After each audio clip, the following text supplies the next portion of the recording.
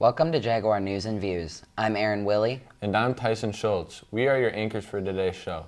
Jaguar News and Views is produced by the first-year public speaking students here at Thomas Jefferson, in conjunction with the production staff at Wjag. Today's show includes Riley Manwaring with Scores and Sports, Crow Wilkin with upcoming events, and Greta Hogriff with Of Note. And today's show also features Amelia Lowe with our Jaguar of the Week. Now let's go to Crow Wilkins with this week's upcoming events. Thanks, Tyson. There are plenty of upcoming events here at Jefferson. The Orchestra Spring Concert is on May 19th, and the choir concert is on May 24th in the auditorium. Make sure you go see all the talented musicians that have been practicing all year. Are you interested in a career in natural resources? Learn more about opportunities in this field this Thursday, May 19th, during Academic Seminar in the Career Center. Register on Naviance or by using the QR codes posted on the hallway monitors. And seniors, don't forget to register for the Senior All-Night Party. The fee for the party will increase by $10 starting next week, so be sure to register before then. Registration forms can be found in the main office. This has been Jefferson's upcoming events. Now back to you, Tyson. Thank you, Crow. That orchestra concert sounds really cool. I might have to go.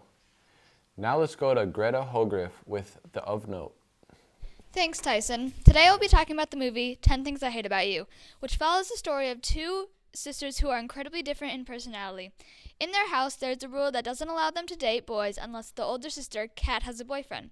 So as Kat meets a boy that she likes, her sister, Bianca, immediately takes advantage of this. The story of these two girls brings together a family and gives good examples of what it's like to be a teenager. I highly recommend this movie to anyone who hasn't seen it, and I think you should go recommend it to your friends. Back to you, Aaron. Thanks, Greta. That sounds like a great movie. I might have to watch it this weekend. Now let's go to Crow Wilkins with our editorial comment.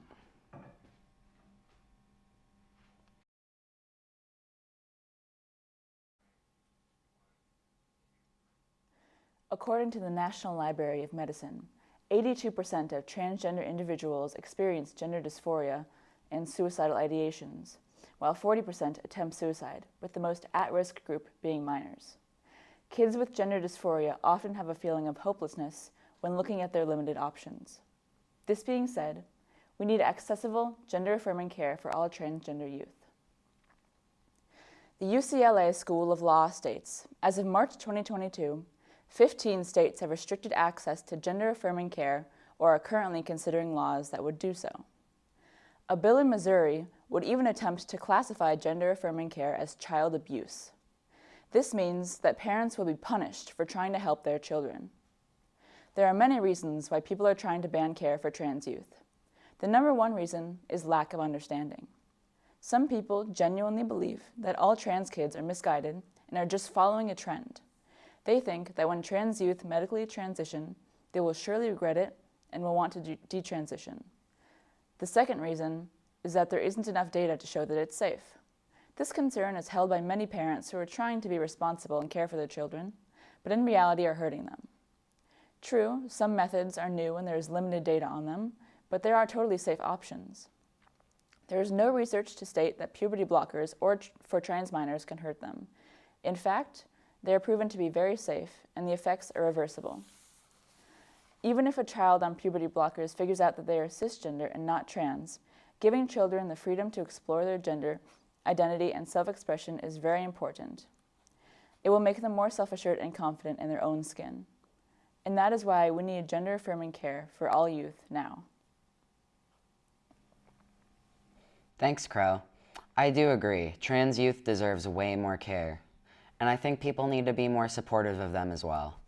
Now let's go to Riley Manwaring with Scores and Sports.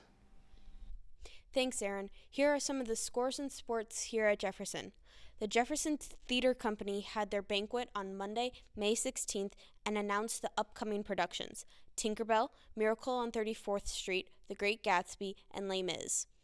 Another thing is that the production of All Shook Up had gotten multiple honorable mentions from the Spotlight Hennepin Theater Trust.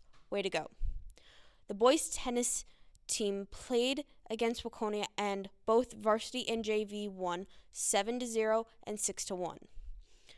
Finally, the boys volleyball ball team played against Minneapolis Southwest and won 3-0. Those are all the scores in sports here at Jefferson. Back to you, Tyson. Thank you, Riley. It seemed like a very good week for the Wjags. Congrats to everybody that participated this week. Now let's go to Amelia Lowe with the Jag of the Week. Thanks, Tyson. This week's Jag of the Week is junior Danica Smith. She plays hockey and lacrosse. She is in the marching band, Pathfinders, Student Council, National Honor Society, top 10% of her class, and will receive the Academic Letter Award. Something Danica said is, "I like to be involved in the community and join lots of clubs," as I'm sure you can tell from the long list of activities that she does. Her friends, such as junior Elena Stockinger, says she is very welcoming and nice.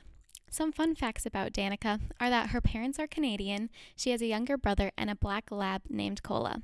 She loves to paint calculators. She is a lifeguard at the Bloomington Aquatic Center during the summer.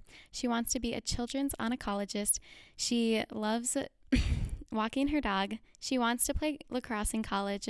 Her favorite food is tacos, and her favorite animal is a pig. Thanks for being a wonderful student, friend, musician, and athlete here at Jefferson, Danica. Back to you, Aaron and Tyson. Thanks, Amelia. I sure hope that I get to meet Danica. They sound like an amazing person. Thank you for watching this week's edition of WJAG News. This has been Tyson Schultz And Aaron Willie. See you next time, Jags.